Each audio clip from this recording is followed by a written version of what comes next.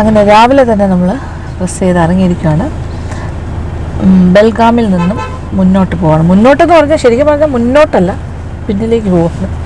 തിരിച്ച് നമ്മൾ ഗോവയിൽ നാളെയെങ്കിലും എത്തണം. നാളെ ഉച്ചയ്ക്കാണ് നമ്മളുടെ റിട്ടേൺ ട്രെയിൻ. അപ്പോൾ ഇപ്പോൾ ശരിക്കും സംഭവിച്ചിരിക്കുന്നത് എന്താണെന്ന് വെച്ചാൽ, നമ്മൾ തിരിച്ചു പോകുന്ന വഴിക്ക് സാവന്തവാടി എന്ന് പറയുന്നൊരു സ്ഥലത്തേക്കാണ് ഇനി കവർ ചെയ്യേണ്ടത്. പക്ഷേ നമ്മൾ അമ്പോളി ഹിൽസിൽ കുറച്ച് കാര്യങ്ങൾ ബാക്കി വെച്ചിട്ടുണ്ട്. അമ്പോളി ഫാൾസ് മാത്രമല്ലേ നമ്മൾ എടുത്തിട്ടുള്ളൂ. അപ്പോൾ ഇതെല്ലാം തിരിച്ചു പോകുന്ന വഴി തന്നെയാണ്, അമ്പോളി വഴിയാണ് നമ്മൾ പോകുന്നത്. അപ്പോൾ 2 സ്ഥലവും കൂടി ഞാൻ നോട്ട് ചെയ്ത് വെച്ചിട്ടുണ്ട്.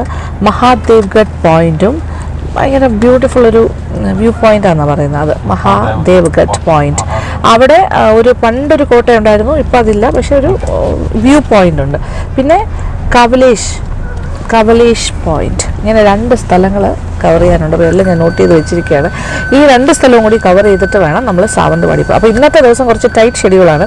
ആദ്യം അമ്പോളി ഹിൽസിൻ്റെ അവിടെ, അപ്പോൾ ഇവിടുന്ന് ഏകദേശം ഒരു 1.5 മണിക്കൂറാണ് അമ്പോളി ഹിൽസിൻ്റെ പരിസരത്തെത്താൻ. അവിടെ പോയി ഈ 2 പോയിൻറ്റ്സും കവർ ചെയ്തിട്ട് പിന്നെ അവിടെ നിന്ന് ഒരു അരമണിക്കൂർ സഞ്ചരിച്ചാൽ സാവന്തവാടി എന്ന് പറയുന്ന സ്ഥലത്തെത്തും.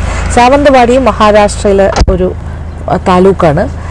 അത് സിന്ധുദുർഗ ഡിസ്ട്രിക്റ്റിൻ്റെ ഭാഗമാണ്. സിന്ധുദുർഗ ഡിസ്ട്രിക്റ്റിൻ്റെ ഭാഗമാണ് അമ്പോളി ഘാട്ടും. അപ്പോൾ ഇതെല്ലാം അടുത്തടുത്ത് കിടക്കുന്ന പ്രദേശം. ഇപ്പോൾ എന്തായാലും എണ്ണ അടിക്കാൻ എന്ന് പറഞ്ഞിട്ടത് ഡീസൽ അടിക്കാനായിട്ട് വേറെ വണ്ടി ഇവിടെ പാർക്ക് ചെയ്തേക്കാണ്. ഇപ്പം നമ്മളിപ്പോഴും ബെൽഗാമിൽ തന്നെ നിൽക്കുവാണ്. എല്ലാ ആളുകളും ഇവിടെ തന്നെ ഉണ്ട്. എല്ലാവരും ഒരു ഉറക്കമട്ടിലിരിക്കുന്നു. ഹലോ ഹണി, ഒന്ന് ചിരിക്കൂ. Vaiju, mister Baburaj, morning, good morning. Okay, driver പുറത്ത് നിൽക്കുന്നുണ്ട്. ഓക്കെ, അപ്പോൾ ഇപ്പോൾ ഉടനെ തന്നെ യാത്ര തുടങ്ങും.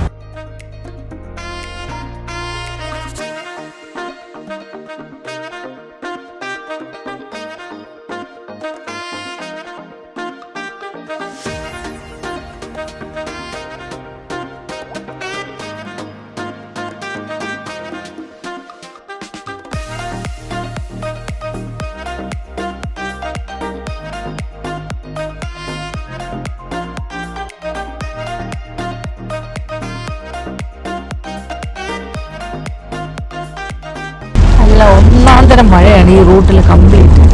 അമ്പോളി ഘാട്ട് ഏരിയ. അപ്പോൾ അമ്പോളി വില്ലേജിൻ്റെ ഭാഗത്തു നിന്ന് നമ്മൾ മുകളിലോട്ട് പോയിക്കൊണ്ടിരിക്കുകയാണ്. ദേവഗഡ് എന്ന് പറയുന്ന പോയിന്റ്, ദേവഗഡ് പോയിന്റ്. അതൊരു വലിയൊരു ഫോർട്ടൊക്കെ ഉണ്ടായിരുന്ന ഒരു ഹൈറ്റിലുള്ളൊരു സ്ഥലമാണ്. ഭയങ്കര വ്യൂ പോയിൻ്റാണ്. അപ്പോൾ ആ റൂട്ടാണിത്. ആ റൂട്ടിലെല്ലാം നല്ല മഴയെന്ന് പറഞ്ഞാൽ ചില്ലറ മഴയല്ല. അപ്പോൾ ഇത് അമ്പോളി വില്ലേജിൽ നിന്നും ഒരു 3 കിലോമീറ്റേഴ്സ് മുകളിലേക്ക് പോകണം എന്നാണ് ഗൂഗിളിലൊക്കെ പറയുന്നത്. ആ റൂട്ടാണ് അവർ കാണിച്ചു തരാം. അയ്യോ, ഭയങ്കര രസമായിരിക്കും. വിട്ട് വിടുന്നൊരു മഴയാണ്. ഇടയ്ക്കിടയ്ക്ക് ഭയങ്കര മഴ, പിന്നെ കുറച്ച് സ്ലോ ആകും, അത് കഴിഞ്ഞിട്ട് വീണ്ടും മഴ. ബ്യൂട്ടിഫുൾ ആയിട്ടുള്ള സ്ഥലങ്ങളായിരുന്നു. ബ്യൂട്ടിഫുൾ.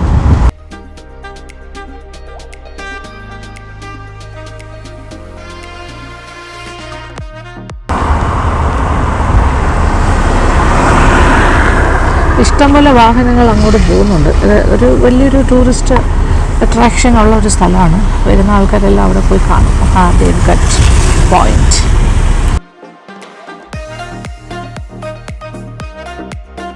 നമ്മൾ ഇന്നലെ വന്നപ്പോൾ ഇവിടെ എല്ലാം വെള്ളം, ഇത്ര വെള്ളം ഇല്ലായിരുന്നു. ഇവിടെ പശുക്കളൊക്കെ മേഞ്ഞ് നടക്കുന്നുണ്ടായിരുന്നു. കറക്റ്റ്, അതാണ് അമ്പോളി ഗ്രാമത്തിൻ്റെ ആ ഭാഗം എന്ന് പറഞ്ഞത്.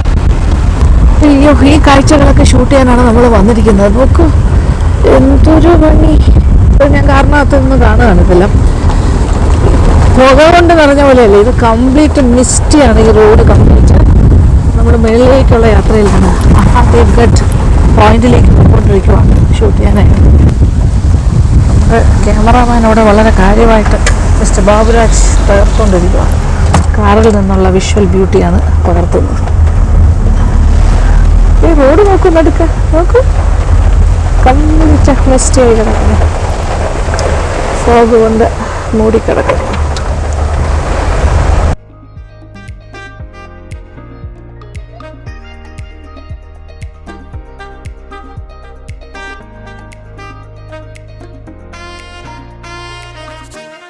അമ്പോലിയിലെ മഴയെല്ലാം കണ്ടിട്ട് മേളിൽ മഹാദേവ്ഗഡ് പോയിന്റിലെത്തുമ്പോഴാണ് അതിനെക്കാട്ടിലും ഭയങ്കര രസകരമായ അനുഭവം. ഏതാണ്ട് വില്ലേജ് ഏരിയയിൽ നിന്നും 3 കിലോമീറ്റർ സഞ്ചരിച്ചിട്ടാണ് ഞങ്ങൾ ഏറ്റവും മുകളിൽ ടോപ്പ് പോയിന്റിലെത്തുന്നത്. ഈ ടോപ്പ് പോയിന്റ് എന്ന് പറഞ്ഞാൽ already Amboli hills 2260 feet above see level എന്നാണ് നമ്മൾ കണ്ടിരിക്കുന്നത്. അങ്ങനെയാണ് ഞാൻ മനസ്സിലാക്കുന്നത്. പക്ഷേ ഇതിൻ്റെ മേളിൽ എത്തിക്കഴിഞ്ഞപ്പോൾ എനിക്ക് പറഞ്ഞറിയിക്കാൻ വയ്യാത്തൊരു അനുഭവമാണ് ഉണ്ടായത്. ഞാൻ പലതരം ഹൈ റേഞ്ചസിൽ പോയിട്ടുണ്ട്, പക്ഷേ ഈ ഒരു ഹൈ റേഞ്ച് എന്ന് പറഞ്ഞാൽ നമുക്കൊന്നും ചിന്തിക്കാൻ പോലും പറ്റാത്ത അത്രയും മനോഹരമായൊരു സ്ഥലമാണ്.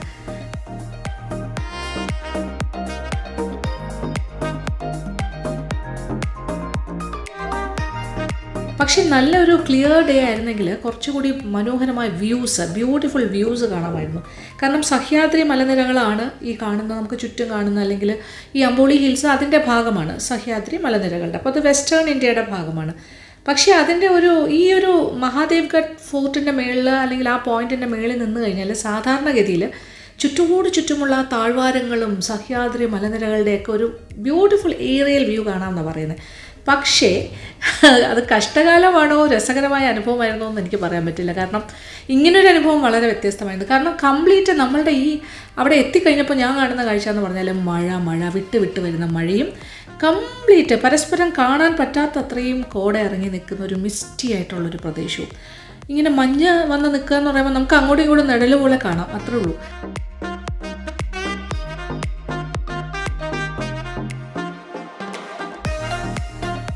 കാറ്റും മഴയും മിസ്റ്റും എനിക്ക് പറഞ്ഞറിയിക്കാൻ വയ്യാത്ത സന്തോഷമായിട്ട് ഞാൻ ഏതാണ്ട് ഒരു കൊച്ചു കുട്ടിയെ പോലെയാണ് അവിടെ എല്ലാം ഓടി നടന്നത്. എനിക്ക് ഇങ്ങനൊരു അനുഭവം ആദ്യമായിട്ടാണെന്ന് എനിക്ക് തന്നെ തോന്നി. പിന്നെ ആദ്യമൊക്കെ നമ്മൾ ആ വാട്ടർഫാൾസിൻ്റെ ആ ഭാഗത്ത് ആദ്യം പോയപ്പോൾ ഒക്കെ ഞാനൊരു റെയിൻകോട്ടൊക്കെ ഇട്ട് നടന്നു. പക്ഷേ ഇവിടെ റെയിൻകോട്ടിനൊന്നും പ്രസക്തി ഇല്ലാത്ത അവസ്ഥയായി. കാരണം പിന്നെ കുട പിടിച്ചിട്ടൊക്കെയാണ് നടക്കാൻ തുടങ്ങിയത്. ഒരു റെഡ് കളറിലെ കുടയായിരുന്നു എൻ്റെ കയ്യിലുണ്ടായിരുന്നത്. പക്ഷേ എന്ത് ചെയ്യാം, കുടയൊക്കെ കാറ്റ് കൊണ്ട് പറന്നു പോകുന്ന അവസ്ഥയായി. എന്നിട്ട് അവസാനം കുടയൊക്കെ ഒടിഞ്ഞ് അതിൻ്റെ പീസസായിട്ട് കയ്യിലിരിക്കുകയാണ്. പിന്നെ സത്യം പറഞ്ഞാൽ ഞാനൊരു എന്താ പറയുക, പാരഷൂട്ടിൽ തൂങ്ങി കിടക്കുന്ന പോലെ കുട ഇങ്ങനെ തലയിൽ ഇങ്ങനെ പിടിച്ച് വെച്ചിട്ടാണ് ഇങ്ങനെ നടക്കുന്നത്. പക്ഷേ അതൊന്നും രക്ഷയില്ല അവിടുത്തെ കാറ്റിൽ. ആ ഭാഗത്തെല്ലാം ഇങ്ങനെ നടന്ന് വേറൊരു ഫാമിലിയും കൂടി ഉണ്ടായിരുന്നു, ഒരു അച്ഛനും അമ്മയും 2 കുട്ടികളും. അവരാണ് കുറച്ച് കാര്യങ്ങളൊക്കെ ഞങ്ങളോട് സംസാരിച്ചിങ്ങനെ ആ ഭാഗത്തൊക്കെ നടന്നു. നോക്കുമ്പോൾ കാറ്റ് കൊണ്ട് ആടി ഒലയാണ് അവിടെ ഉണ്ടായിരുന്ന മരങ്ങളും ചെടികളും. നമ്മളെ ഏതാണ്ട് പറത്തിക്കൊണ്ട് പോകുന്ന കാറ്റ്, അതാണ് സത്യാവസ്ഥ. ഡ്രസ്സൊക്കെ ഇങ്ങനെ പറക്കുന്നു, തലമുടി ഒരു സൈഡിൽ കൂടെ പറക്കുന്നു, അതിനിടയ്ക്കിടയ്ക്ക് ഒരു മഴയും. അപ്പോൾ കുട അടച്ച് വയ്ക്കാൻ വയ്യാത്ത അവസ്ഥയും. പക്ഷേ കുടയൊക്കെ ഇങ്ങനെ റിവേഴ്സായിട്ട് പിടിക്കേണ്ട ഒരു സ്ഥിതി വിശേഷമാണ് കണ്ടിരുന്നത്. എന്നിട്ട് ഇങ്ങനെ നടന്ന് ഇത് സത്യം പറഞ്ഞാൽ ഈ ഒരു പോയിന്റ് നമ്മൾ ശരിക്കും എക്സ്പ്ലോർ ചെയ്യാൻ പറ്റുമോ എന്ന് ചോദിച്ചാൽ പറ്റിയില്ല. കാരണം ഇത് തന്നെയാണ് ആ ഒരു അവിടുത്തെ അറ്റ്മോസ്ഫിയർ തന്നെയാണ് അതിൻ്റെ ഏറ്റവും വലിയൊരു തടസ്സമായിട്ട് നിന്നത്. പക്ഷേ ആ അറ്റ്മോസ്ഫിയറിൻ്റെ ഒരു ഭംഗിയും സൗന്ദര്യവും അനുഭവവും എന്ന് പറയാൻ പറ്റാത്ത അത്രയും മനോഹരവുമായിരുന്നു. അവിടെ ഒരു സിംഗിൾ ട്രീ ഞാൻ കണ്ടായിരുന്നു. ആ സിംഗിൾ ട്രീയുടെ താഴെ പോയി ഞാനിങ്ങനെ ഇച്ചിരി നിന്നു. കാര്യം ബാക്കി മരങ്ങളെല്ലാം ആടി ഒലയുമ്പോഴും ഈ സിംഗിൾ ട്രീയുടെ ഇലകൾ മാത്രം ചെറിയ രീതിയിലുള്ള ഒരു അനക്കം മാത്രമേ ഉള്ളൂ. അപ്പോൾ അതെന്തോ സ്പെഷ്യലായിട്ടുള്ളൊരു ട്രീ ആണെന്ന് എനിക്ക് ഫീൽ ചെയ്തു. അപ്പോൾ ഞാൻ അതിൻ്റെ താഴെയൊക്കെ പോയി കുറച്ച് നേരം നിന്നു.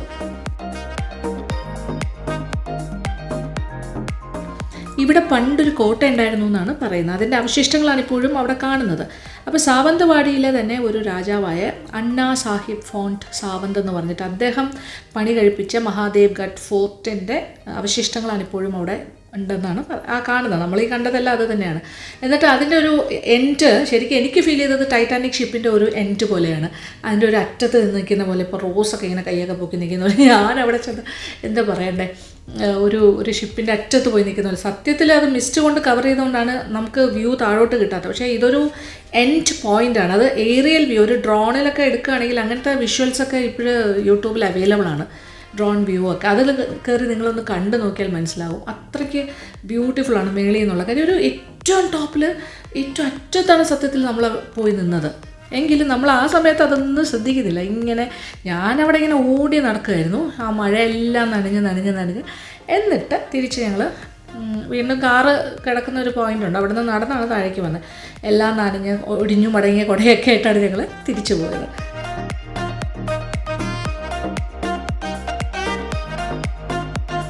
അങ്ങനെ മഹാദേവ്ഗഡ് ഫോർട്ട് അല്ലെങ്കിൽ ആ പോയിന്റിൽ നിന്നും വീണ്ടും കുറച്ച് സഞ്ചരിച്ച് ഏകദേശം ഒരു എന്താ പറയേണ്ടത്, ഒരു 8 കിലോമീറ്ററോളം സഞ്ചരിച്ചാലാണ് ബാബ ഫോൾസ് എന്ന് പറയുന്ന സ്ഥലത്തെത്തുന്നത്.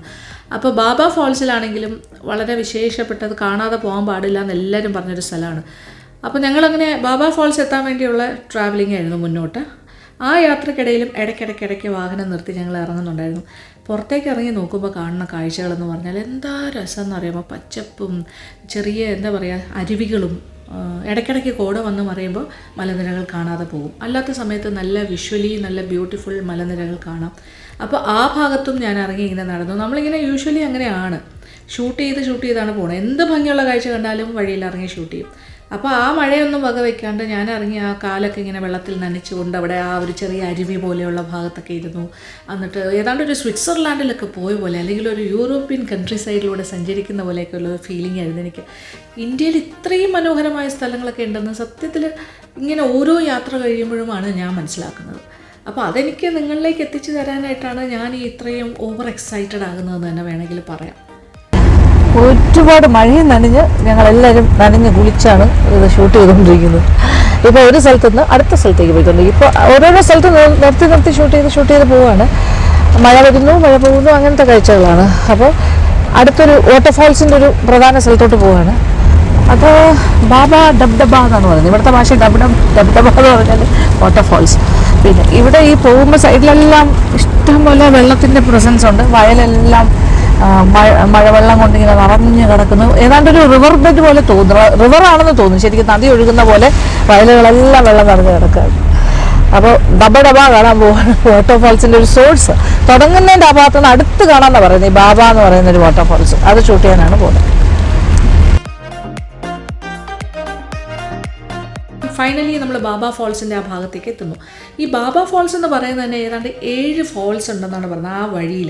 അതായത് വലിയ മലനിരകളുടെ അത് മേളിൽ നോക്കുമ്പോഴാണ് ശരിക്കും അത് വ്യൂ അറിയാൻ പറ്റുന്നത്. പക്ഷേ ഞാനവിടെ എത്തിക്കഴിഞ്ഞിട്ട് നടന്നു തുടങ്ങി. ഏതാണ്ട് ഒരു 2 കിലോമീറ്ററോളം ഉള്ളിലേക്ക് ഇങ്ങനെ നടക്കണം. ഈ നടക്കുന്ന വഴികളിൽ മുഴുവൻ വാട്ടർഫോൾസാണ്, വെള്ളച്ചാട്ടങ്ങൾ. അങ്ങനെ 7 വെള്ളച്ചാട്ടങ്ങളാണ് നമ്മൾ പാസ് ചെയ്ത് പോകുന്നത്. അപ്പോൾ ഇതെല്ലാം കാൽനടയായിട്ട് തന്നെയാണ് പോകേണ്ടത്, വാഹനമൊന്നും പോവില്ല. പക്ഷേ ആ സ്ഥലത്തെത്തുമ്പോൾ ഇഷ്ടം പോലെ ടൂറിസ്റ്റുകളുണ്ട്, ഇഷ്ടം പോലെ ആൾക്കാർ, ആൺകുട്ടികളും പെൺകുട്ടികളും ഫാമിലീസും എല്ലാവരും. കുറേ പേര് കണ്ടിട്ട് തിരിച്ചു വരുന്നു, കുറേ പേര് അങ്ങോട്ട് പോകുന്നു. അപ്പോൾ ഞങ്ങളും കൂട്ടത്തിൽ ഇങ്ങനെ നടന്ന് ഷൂട്ട് ചെയ്ത് പോവുകയാണല്ലോ.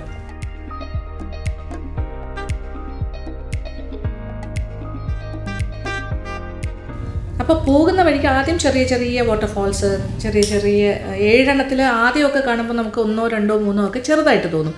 ചെറിയ വെള്ളച്ചാട്ടങ്ങൾ, അതിൻ്റെ സൈഡിലൂടെ ഇങ്ങനെ നടന്ന് പോകുമ്പോൾ കുറച്ച് കഴിയുമ്പോൾ വലിയ ഫോൾസുകളിലേക്ക് നമ്മൾ എത്തുന്നു. അപ്പോൾ റോഡ് സൈഡ് പോലെയാണ്. ഇപ്പുറത്തെ സൈഡിൽ അഗാധമായ ഗർത്തമാണ്. അതേസമയം മേളിൽ നിന്ന് ഒരു സൈഡിൽ നിന്ന് ഇങ്ങനെ വെള്ളച്ചാട്ടവും.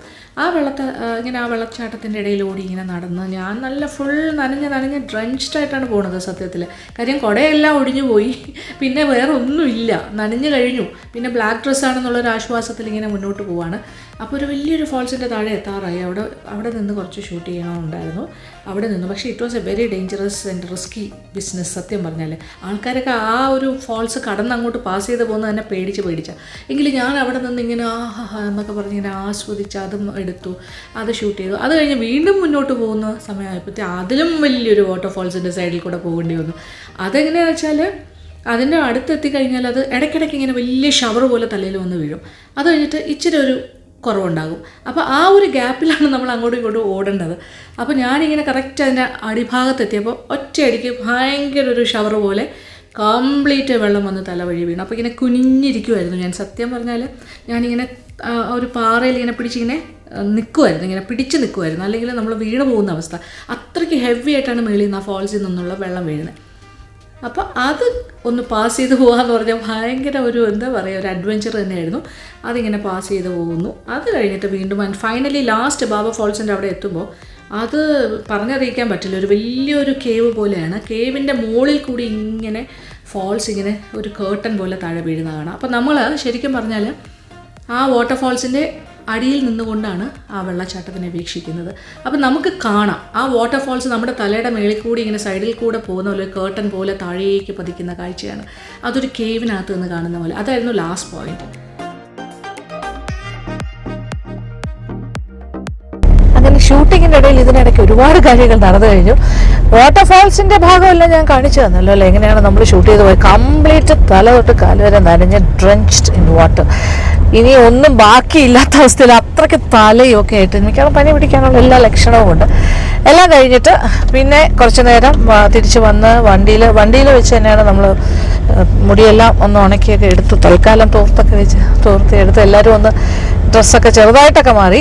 ടോപ്പ് ഞാനും എൻ്റെ ടോപ്പ് ഒന്ന് മാറി. ജീൻസൊക്കെ സെയിം ജീൻസ് തന്നെ റിപ്പീറ്റ്. നനഞ്ഞ ജീൻസ് ഇട്ട് തന്നെയാണ് ഇരിക്കുന്നത്. തോർത്തൊക്കെ എടുത്ത് വെച്ചിരിക്കുക മടി.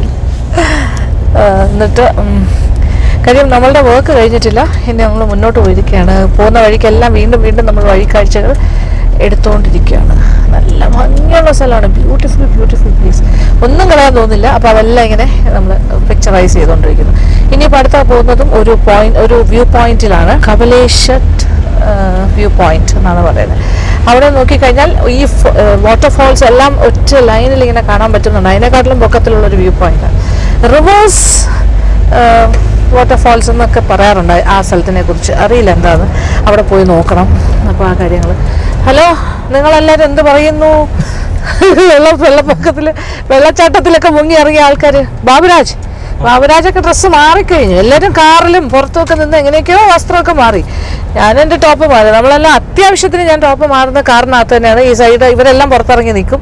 ഞാൻ ഈ പേപ്പർ കൊണ്ട് നമ്മുടെ ഗ്ലാസ് എല്ലാം കവർ ചെയ്യും, ജസ്റ്റ് ന്യൂസ് പേപ്പർ വെച്ചിട്ട്. എന്നിട്ട് അധികം ആളില്ലാത്ത ഏതെങ്കിലും റിമോട്ട് സ്ഥലത്ത് വണ്ടി ഒതുക്കി. ഇവിടെ പിന്നെ റിമോട്ട് സ്ഥലങ്ങളേ ഉള്ളൂ, വണ്ടി ഒരു മനുഷ്യനുള്ള സ്ഥലങ്ങളല്ലല്ലോ. കൂടുതലും ഫോറസ്റ്റ് ഇങ്ങനെ ഏരിയ പോലെ കിടക്കുകയാണ്. അപ്പം റിമോട്ട് ഏരിയാസാണ്. അപ്പോൾ എളുപ്പമായി കാര്യങ്ങൾ. അത് പെട്ടെന്ന് ഡ്രസ് ചേഞ്ച്, തലയിൽ കൂടി ഇടുന്നു, ഒരു ടോപ്പ് മാറുന്നു, അടുത്ത സ്ഥലത്തേക്ക് പോകുന്നു. ഇതാണ് നമ്മുടെ പാറ്റേൺ. അപ്പോൾ ഇനി അടുത്ത സ്ഥലത്തേക്ക് പോയിക്കൊണ്ടിരിക്കുകയാണ്. അതിന് അവിടെ കാണാം കാര്യങ്ങൾ. സമയം എന്തായി ഇപ്പോൾ?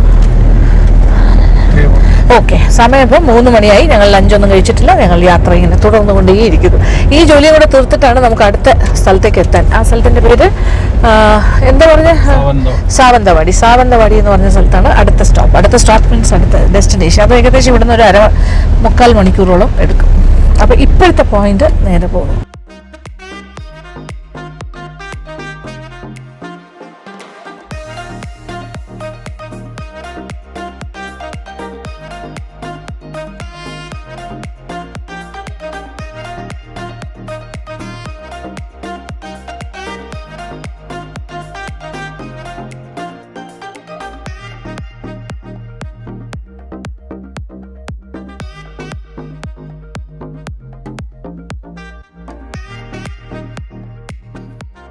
അപ്പം ഞങ്ങളിവിടെ കവലശ്ശേരി പോയിന്റിലെത്തി. അവിടെ കാറ് പാർക്ക് ചെയ്യുന്ന ഏരിയയിൽ നിൽക്കുമായിരുന്നു. അവിടെ കംപ്ലീറ്റ് ടൂറിസ്റ്റുകൾ വാഹനങ്ങൾ കൊണ്ട് പാർക്ക് ചെയ്യുന്നു. നല്ല തിക്കും തിരക്കും ആളും ബഹളവും. അതിൻ്റെ ഇടയിലൂടെ നടന്ന് ഷൂട്ട് ചെയ്യുക എന്ന് പറയുന്നത് തന്നെ വലിയൊരു ബുദ്ധിമുട്ടുള്ള കാര്യമാണ്. എങ്കിലും പ്രത്യേകിച്ച് മഴയും കൂടിയാണല്ലോ. വീണ്ടും മഴ നനയാൻ തുടങ്ങി.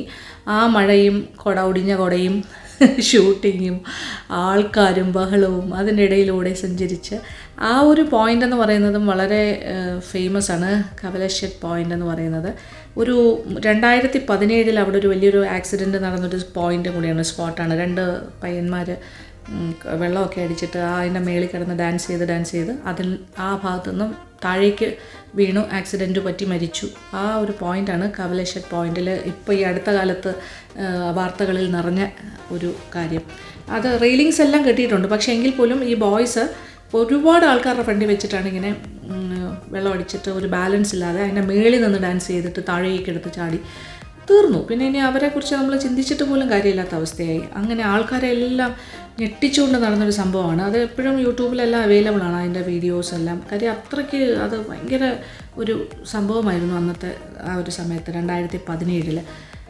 പിന്നെ ആ ഭാഗമൊക്കെ ഇപ്പോൾ കുറച്ചുകൂടി എല്ലാവരും ശ്രദ്ധിക്കുന്നുണ്ട്, സൂക്ഷിക്കുന്നുണ്ട്. എങ്കിൽ പോലും അശ്രദ്ധമായി അതിൻ്റെ മുന്നിലൂടെയൊക്കെ നടന്നു കഴിഞ്ഞാൽ താഴെ വീണാൽ എന്തും സംഭവിക്കാവുന്ന ഒരു പോയിൻ്റാണ്. കാര്യം അത്രയും ടോപ്പ് മോസ്റ്റ് പോയിൻറ്റ്സാണ്.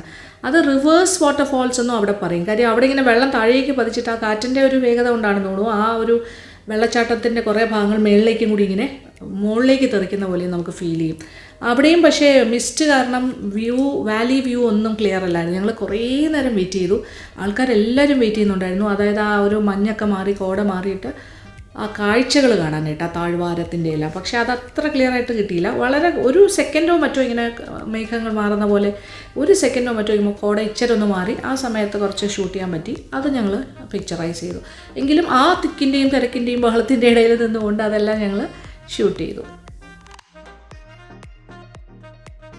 നമ്മളിവിടെ റിവേഴ്സ് വാട്ടർഫാളും അല്ലാത്ത വാട്ടർഫാളും എല്ലാം കണ്ട് ഒരുപാട് വ്യൂ പോയിൻറ്റ്സ് എല്ലാം കണ്ട് നനഞ്ഞ് കുളിച്ച് 2ാമത്തെ റൗണ്ടാണ് ഇപ്പോൾ നനയുന്നത്. മഴ തോരുന്നില്ലല്ലോ. മാത്രമല്ല വാട്ടർഫാൾസിൽ നിന്നുള്ള വെള്ളമൊക്കെ തെറിച്ച് ആകെപ്പാടെ പൊക്കാറാണ് ഇപ്പോൾ. എല്ലാവരും നനഞ്ഞ തുണികളും ഒക്കെ ആയിട്ട് ഇപ്പോൾ ഭക്ഷണം ഇന്നത്തെ ദിവസം രാവിലെ ബ്രേക്ക്ഫാസ്റ്റ് മാത്രമേ കഴിച്ചിട്ടുള്ളൂ. ഇപ്പോൾ സമയം എത്രയായി ബൈജു? 5:27 വൈകുന്നേരം 5:30 ആവാൻ പോണു. അപ്പോൾ ഇവിടെ ഒരു ഡാബ കണ്ടു. അപ്പോൾ ഞങ്ങൾ ആ ഡാബയിൽ കയറി ഭക്ഷണം കഴിക്കാനാണ് പ്ലാൻ. ഇപ്പോൾ അതിൻ്റെ ഫ്രണ്ടിൽ വാഹനം നിർത്തിയിരിക്കുക. നനഞ്ഞ കോഴിയെ പോലെ ഉണ്ട് ഇപ്പോൾ.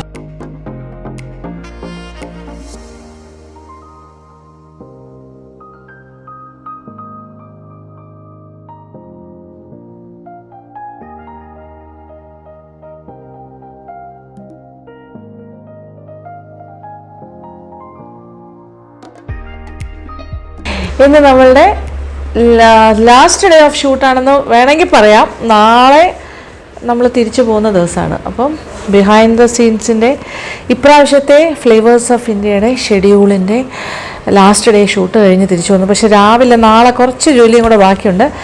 സാവന്തവാടി എന്ന് പറയുന്ന സ്ഥലത്താണ് ഞാനിപ്പോൾ നിൽക്കുന്നതെന്ന് പറയാൻ പറ്റില്ല, ഇപ്പോൾ താമസിക്കുന്നത്.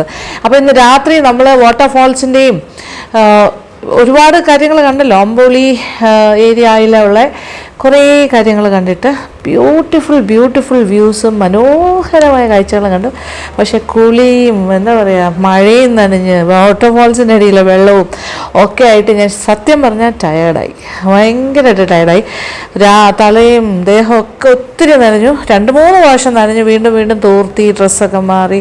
പിന്നെ രണ്ടാമത്തെ റൗണ്ട് ഡ്രസ്സ് പോലും മാറിയില്ല. സത്യം പറഞ്ഞാൽ ആ സെയിം നനഞ്ഞ ടോപ്പും ജീൻസും ഒക്കെ ഇട്ടിട്ടാണ് ഏതാണ്ട് ഒരു 1.5 മണിക്കൂറിൽ കൂടുതൽ 2 മണിക്കൂറോളം അതേ കൊല്ലത്തിൽ തന്നെ നടക്കുകയായിരുന്നു. അപ്പോൾ ഷെഡ്യൂളിലൊരു ചെറിയ മാറ്റം വന്നു. കാരണം പ്രതികൂലമായ കാലാവസ്ഥ കാരണം നമ്മൾ എത്തിയപ്പോൾ ഒരു 6:30-7 മണി അടുക്കാറായി. 6:30 കഴിഞ്ഞു. വാസ്തവത്തിൽ ഇവിടുത്തെ ഒരുവിധം ഏറ്റവും നല്ലൊരു ഹോട്ടൽ തന്നെ. ഇതൊരു ഭയങ്കര വലിയ പട്ടണമൊന്നുമല്ല, സിറ്റിയാണ്. പക്ഷേ ഒരുപാട് വലിയ പോഷ് ഹോട്ടൽ അങ്ങനെ ഭയങ്കര ഇതൊന്നുമില്ല. അപ്പോൾ നമുക്ക് സൗകര്യത്തിനൊരു ഹോട്ടൽ കിട്ടി, അവിടെ റൂം എടുത്തു. അപ്പോൾ ഇത് 4ാമത്തെ ഹോട്ടലാണ്. നമ്മൾ വീട്ടിൽ നിന്ന് ഇറങ്ങിയിട്ട് ഗോവയിൽ ഒരു ഹോട്ടലിൽ താമസിച്ചു, പിന്നെ അത് കഴിഞ്ഞിട്ട് അമ്പോളിയിൽ താമസിച്ചു, അത് കഴിഞ്ഞ് ബെൽഗാമിൽ താമസിച്ചു.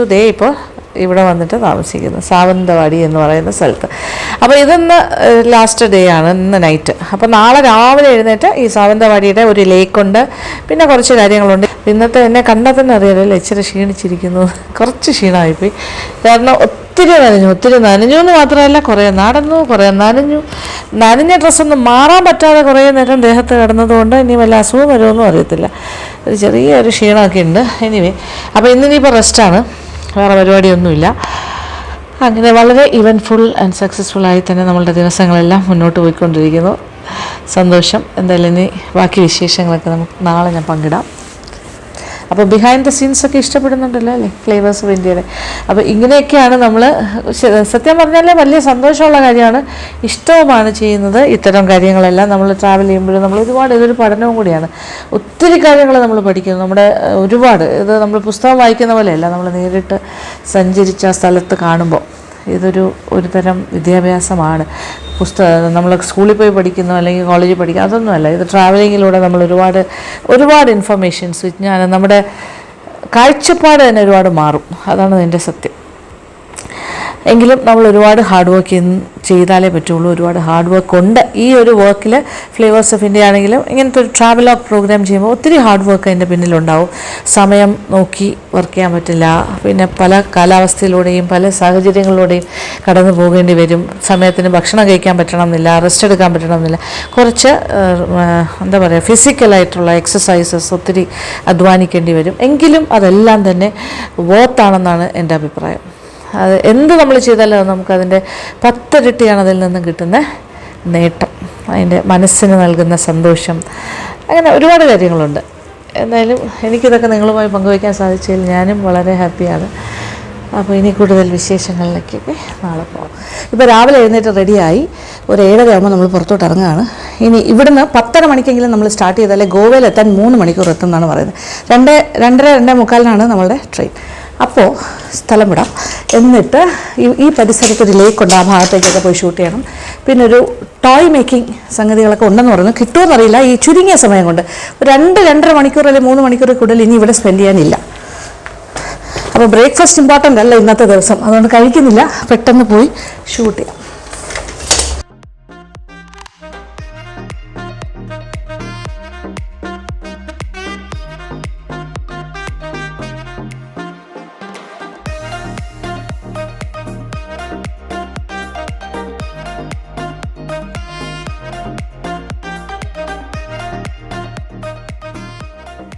അങ്ങനെ സാവന്തവാടിയിലെ വിശേഷങ്ങളെല്ലാം കവർ ചെയ്യാനായിട്ട് രാവിലെ തന്നെ ഞങ്ങൾ എത്തി.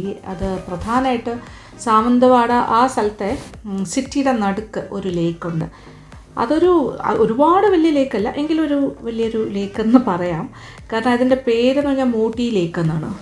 ഇതിൻ്റെ ഒരു ഭംഗി എന്ന് പറഞ്ഞാൽ ആ സാവന്തവാട എന്ന് പറഞ്ഞ സ്ഥലം ഒരു വലിയൊരു സിറ്റിയാണോ എന്ന് ചോദിച്ചാൽ അല്ല, പക്ഷേ അറ്റ് ദ സെയിം ടൈം ഒരു ക്യൂട്ടൊരു സിറ്റിയാണ്. അപ്പോൾ അതിൻ്റെ ഒരു സൈഡിൽ ഇങ്ങനെ നമ്മൾ കാണാം, ഇങ്ങനെ മലനിരകളെല്ലാം കാണാം, വൺ സൈഡ് ബോർഡറായിട്ട്. ബാക്കി കുറച്ച് ലെവലായിട്ടുള്ളൊരു പ്രദേശമാണ്. ഇതെല്ലാം സിന്ധുദുർഗ പ്രോവിൻസാണ്. നമ്മൾ അംബോലി ഹിൽസ് ആണെങ്കിലും സാവന്തവാട ആണെങ്കിലും. പക്ഷേ അംബോലി ഹിൽസ് കുറച്ചുകൂടെ height wise 2200 feet above sea ലെവലല്ലേ. ഇത് അത്രയില്ല, ഇത് കുറച്ചുകൂടെ നിരപ്പായ സ്ഥലമാണ്. എങ്കിലും നല്ലൊരു പ്ലസൻറ്റ് ക്ലൈമറ്റാണ്. കുറച്ച് വെയിലും കാര്യങ്ങളും ഒക്കെ ഉണ്ട്. മറ്റതുപോലെ ഭയങ്കരമായ തണുപ്പല്ല. പക്ഷേ ഇവിടുത്തെ ഈ ഒരു ബോട്ടിങ്ങിൻ്റെ ഏരിയയും ലേക്കിൻ്റെ ഏരിയയിലാണ് ഞാൻ ആദ്യം പോയി അവിടെയൊക്കെ ഷൂട്ട് ചെയ്തു. ഇത് പണ്ട് രാജാക്കന്മാരുടെ കാലത്ത്, അതായത് ബിഫോർ ഇൻഡിപെൻഡൻസ്, നമ്മുടെ രാജ്യത്തിന് ഇൻഡിപെൻഡൻസ് ഒക്കെ കിട്ടുന്നതിന് മുന്നേ ഇതൊരു കിങ്ഡം ആയിരുന്നു എന്നാണ് പറഞ്ഞത്, സാവന്തവാട. അപ്പോൾ അവിടുത്തെ രാജാക്കന്മാരുടെ ഹെഡ് ക്വാർട്ടേഴ്സ് ആയിരുന്നു ഈ പർട്ടിക്കുലർ സ്ഥലം.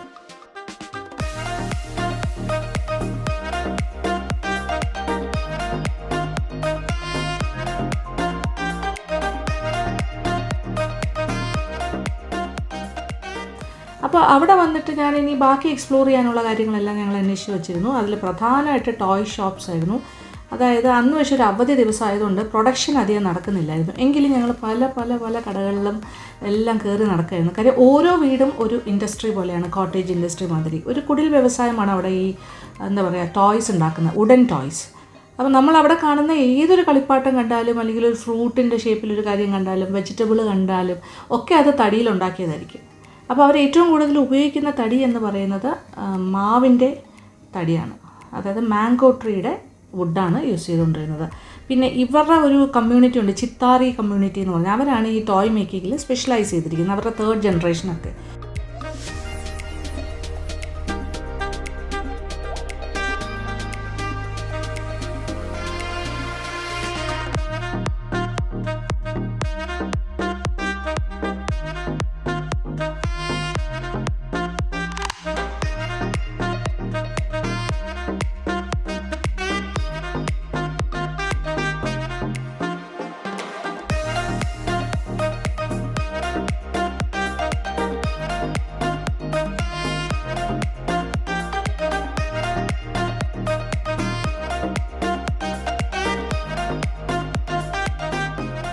അപ്പോൾ അത് ഭയങ്കര ഇൻട്രസ്റ്റിംഗ് ആയിട്ട് എനിക്ക് തോന്നി. അങ്ങനെ ഞങ്ങൾ അതെല്ലാം കവർ ചെയ്യാനായിട്ട് ഓരോ കടകൾ തോറും ഇങ്ങനെ കയറി ഇറങ്ങുകയായിരുന്നു.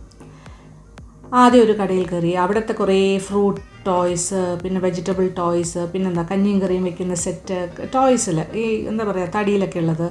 പിന്നെ പല ടൈപ്പ് ഓഫ് ബാഗ്സ്, ക്ലോക്സ്, പിന്നെ എല്ലാം ഘടികാരം, അങ്ങനെയുള്ള എല്ലാ കാര്യങ്ങളും തടിയിലുണ്ടാക്കി വെച്ചിരിക്കുന്നത് നമുക്ക് കാണാൻ സാധിച്ചു. ഇതെല്ലാം നല്ല ഭംഗിയുള്ള കളർഫുള്ളായിട്ട് പെയിൻറ്റ് ചെയ്ത് രസകരമായിട്ടാണ് ചെയ്തിരിക്കുന്നത്. ഇത് പുരുഷന്മാർ തന്നെയല്ല കേട്ടോ, സ്ത്രീകളും ചില സ്ഥലങ്ങളിൽ ഇരുന്ന് ഇങ്ങനെ ജോലി ചെയ്യുന്നുണ്ട്. അവരിത് ഉണ്ടാക്കുന്നുണ്ട്, ഇത് പെയിൻറ്റ് ചെയ്യുന്നുണ്ട്.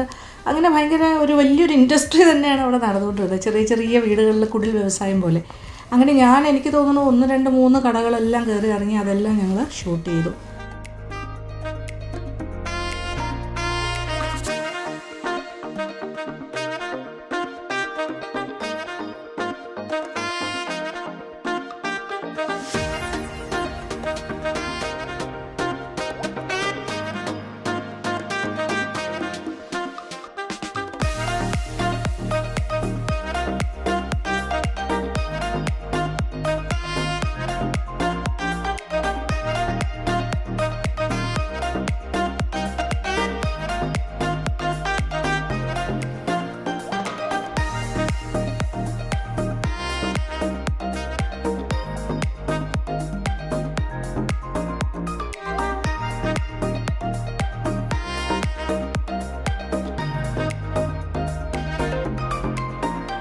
ഇവിടെ വേറൊരു ഏരിയ എന്ന് പറയുന്നത് രഘുനാഥ് മാർക്കറ്റ് എന്ന് പറഞ്ഞൊരു മാർക്കറ്റ് ഏരിയ ഉണ്ട്. ഞങ്ങൾ ഇച്ചിരി ഏർലി ആയിരുന്നല്ലോ, രാവിലെ എഴുന്നേറ്റ് പോയതുകൊണ്ട് എല്ലാ കടകളും ഒന്നും തുറന്നിട്ടില്ലായിരുന്നു. അത്രേ ഉള്ളൂ വ്യത്യാസം. പിന്നെ ഇവിടുത്തെ ഒരു പ്രത്യേകത എന്താണെന്ന് വെച്ചാൽ ഇവിടുത്തെ ആൾക്കാർ ഉപയോഗിക്കുന്ന ലാംഗ്വേജ് കൊങ്കണി ലാംഗ്വേജാണ്. പിന്നെ ഇവരുടെ ഭക്ഷണം എന്ന് പറയുന്ന ഭക്ഷണ സംസ്കാരം മാൽവാനി ഡിഷസാണ്. അതായത് കൊങ്കൺ മഹാരാഷ്ട്രയുടെ ഭക്ഷണ സംസ്കാരമാണ് ഇവിടെയുമുള്ളത്. അപ്പോൾ ഇവിടുത്തെ ജനങ്ങളെല്ലാം കൊങ്കൺ മഹാരാഷ്ട്രക്കാരാണ്. അതുകൊണ്ട് തന്നെ അവരുടെ ഭാഷ കൊങ്കണി ഭാഷയാണെന്ന് ഞാൻ പറഞ്ഞു. പിന്നെ ആ രഘുനാഥ മാർക്കറ്റിൻ്റെ പല ഭാഗത്തേക്ക് ഞങ്ങൾ ഇറങ്ങി നടന്നു. ആ ഭാഗത്തുള്ള ചെറിയ കടകളിലെല്ലാം നടന്നിട്ട് നോൺ വെജ് ഒന്നും കാണാൻ സാധിച്ചില്ല. കുറച്ചുണ്ട് കുറച്ച് ഏരിയാസിലൊക്കെ, പക്ഷേ കൂടുതലും വെജിറ്റേറിയൻ ബ്രേക്ക്ഫാസ്റ്റിൻ്റെ സമയമായതുകൊണ്ട് അങ്ങനെ ഒരു കടയിലേക്കാണ് ഞാൻ പിന്നെ പോയി കയറിയത്. അവിടെ ആലു ബാജിയും പൂരിയും, അതായത് നമ്മൾ ഈ സാധാരണ പൂരിയും ഉരുളക്കിഴങ്ങ് കറി അതിൻ്റെ കൂടെ ഒരു ഗ്രേവിയും കൂടെ അവർ വെച്ച് തരും. പിന്നെ കുറേ പലഹാരങ്ങൾ, പാവ് ഭാജിയൊക്കെ ഉണ്ട്. അത് കൂടാണ്ട് എന്താ പറയുക, പോഹ മഹാരാഷ്ട്രക്കാരുടെ ഭയങ്കര പ്രത്യേകതയാണ്. ഈ അവലിലുണ്ടാക്കുന്ന ഉപ്പുമാവ് അതുണ്ടായിരുന്നു. പിന്നെ കുറേ പലഹാരങ്ങൾ, ചിറോട്ടി, ഫിനോറി, പിന്നെ നമ്മൾ ഈ ബാദുഷ എന്ന് പറയുന്നതിന് അവിടെ ബാലുഷ എന്നാണ് പറയുന്നത് അത്. പിന്നെ പല ടൈപ്പ് ഓഫ് ബജീസ്, മുളക് ബജി, കാന്താ ബജി എന്നൊക്കെ പറഞ്ഞിട്ട് കുറേ ബജീസ്, അങ്ങനെയുള്ള കുറേ കാര്യങ്ങൾ അവിടെ പോയി കണ്ടു. ആ കൂട്ടത്തിൽ അതെല്ലാം ഷൂട്ട് ചെയ്തു. ഓരോന്നോരോന്നായിട്ട് ഇങ്ങനെ ഞാൻ കഴിക്കുന്ന പോലെ എടുത്ത് വെച്ചിട്ട് അത് മുഴുവൻ ഷൂട്ട് ചെയ്തു. പിന്നെ ഞങ്ങളെല്ലാവരും, ഞങ്ങളുടെ കംപ്ലീറ്റ് ഫുൾ ടീം അവിടെ നിന്ന് തന്നെയാണ് ബ്രേക്ക്ഫാസ്റ്റൊക്കെ കഴിച്ചിട്ട് പിന്നെയും അവിടെ ഇങ്ങനെ കുറച്ച് ബാക്കിയുള്ള കാര്യങ്ങൾ കാണാനായിട്ട് നടക്കുമായിരുന്നു.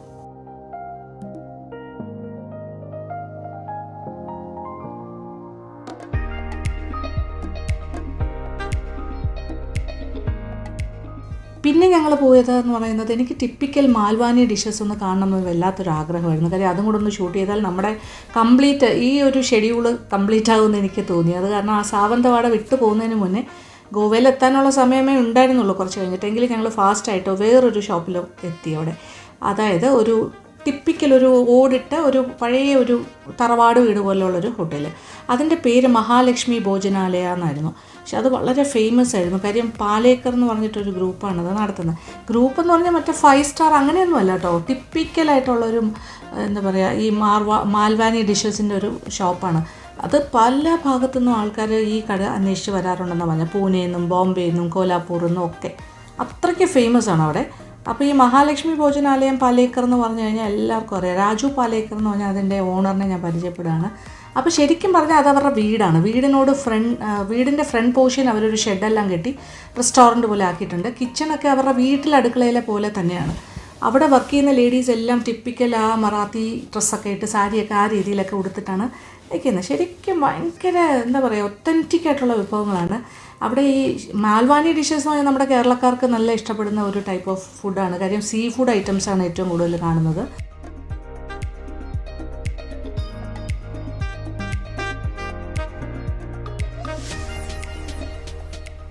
അങ്ങനെ അവരുടെ മസാലകൾ, അവരുടെ അവിടുത്തെ പ്രത്യേകത എന്താ വെച്ചാൽ അവർ മഞ്ഞൾപ്പൊടി ഉൾപ്പെടെ എല്ലാ കാര്യങ്ങളും അവർ സ്വന്തമായിട്ടാണ് പ്രൊഡ്യൂസ് ചെയ്യുന്നത്. അവർ തന്നെ വേറെ ഇങ്ങനെ ഉണക്കി പൊടിച്ചെടുക്കുന്നതാണ്, മുളകാണെങ്കിലും എല്ലാം. പിന്നെ മുളക് അവർ ഉപയോഗിക്കുന്ന 2 ടൈപ്പ് മുളക് ചേർന്ന് ആണ് അവർ പൊടിക്കുന്നതെന്നാണ് പറഞ്ഞത്. കർണാടകയിലെ ബേഡ്കി എന്ന് പറഞ്ഞ സ്ഥലത്ത് നിന്ന് വരുന്ന ബേഡ്കി ചില്ലീസ്, അത് നല്ല റെഡ് കളർ കൊടുക്കും. പിന്നെ മഹാരാഷ്ട്രക്കാരനെ ഗൗട്ടി എന്ന് പറഞ്ഞിട്ടുള്ളൊരു മുളക്, അത് നല്ല എരിവ് കിട്ടാനായിട്ട്, അത് അവിടുത്തെ ലോക്കൽ മുളക്. ഇത് രണ്ടും കൂടി മിക്സ് ചെയ്ത് ഉണക്കി പൊടിച്ചാണ് അവർ ഉപയോഗിക്കുന്നത്. ഇങ്ങനെ കുറേ കാര്യങ്ങൾ, കുറേ ഇൻഫർമേഷൻസ് സത്യം പറഞ്ഞാൽ അതിൻ്റെ ഓണർ എനിക്ക് പറഞ്ഞു തന്നു. അവരുടെ അടുക്കളയിലെല്ലാം കൊണ്ടുപോയി എന്നെ കാണിച്ചു. കംപ്ലീറ്റ് ചപ്പാത്തിയുടെ മാവ് തൊട്ട് എല്ലാം കൈകൊണ്ട് തന്നെയാണ് കുഴയ്ക്കുന്നതും. ആ ടിപ്പിക്കൽ സ്റ്റൈൽ, ഒന്നും മെക്കനൈസ്ഡ് അല്ല. പിന്നെ അടുപ്പാണെങ്കിൽ എല്ലാം തന്നെ വിറകടുപ്പാണ്. കംപ്ലീറ്റ് നല്ല വിറകടുപ്പിലാണ് ഇതെല്ലാം ഉണ്ടാക്കുന്നത്. നല്ല ഫ്രഷ് ആയിട്ടുള്ള മസാലയാണ് അവർ പൊടിച്ച് അരച്ച് എല്ലാം ചെയ്യുന്നത്. പിന്നെ തിരക്കിലായിരുന്നു, അത് കാരണം അവരുടെ ലഞ്ച് ടൈം ആയിട്ടില്ല. എങ്കിൽ പോലും എനിക്ക് അവർ ഫിഷ് ഫ്രൈ ഇങ്ങനെ എന്താ പറയുക, റവയിൽ പൊതിഞ്ഞ് വറുത്ത ഫിഷ് ഫ്രൈ എല്ലാം പെട്ടെന്ന് തട്ടിക്കൂട്ടി എടുത്തിട്ട് എനിക്ക് കഴിക്കാനൊക്കെ തന്നു. അപ്പോൾ അതുമൊക്കെ ഞാൻ ടേസ്റ്റ് ചെയ്തു. അടുത്ത പ്രാവശ്യം വരുമ്പോൾ തീർച്ചയായിട്ടും അവിടെ വന്ന് ഫുൾ മീൽ കഴിച്ചിട്ട് പോകാമെന്നൊക്കെ പ്രോമിസ് ചെയ്തിട്ടാണ് അവിടെ നിന്ന് ഇറങ്ങിയത്. പക്ഷേ അതൊരു ഭയങ്കര ഒരു എക്സ്പീരിയൻസ് ആയിരുന്നു. പറഞ്ഞറിയിക്കാൻ വയ്യാത്തൊരു സന്തോഷം എനിക്ക് തോന്നിയിരുന്നു.